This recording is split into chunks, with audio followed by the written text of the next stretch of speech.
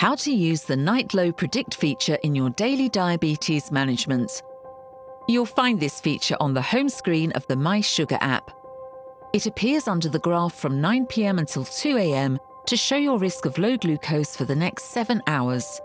Let's see how you could use this feature to prepare for sleep. Meet Paul. He's worried about lows, especially at night, because he has struggled with them in the past. His doctor recommended reducing lows as much as possible at his last appointment, and Paul wants to reduce sleep disturbances for himself and his wife, who wakes up whenever he does.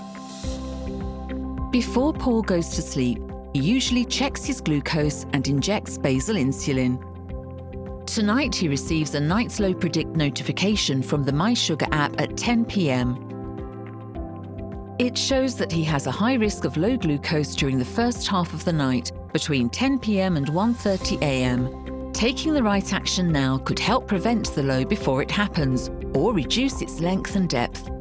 With just a tap, Paul can see more information about the prediction, including his latest glucose value and what he can do to avoid a low. Having reviewed the information, Paul decides to eat some yogurt to keep his glucose levels stable overnight.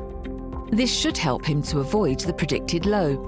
Now that he's checked the prediction and taken action to avoid having low glucose overnight, he can go to bed and fall asleep easily. Paul sleeps much better now, knowing that he can prepare for bedtime to avoid lows on high-risk nights. He feels full of energy when he wakes up in the morning.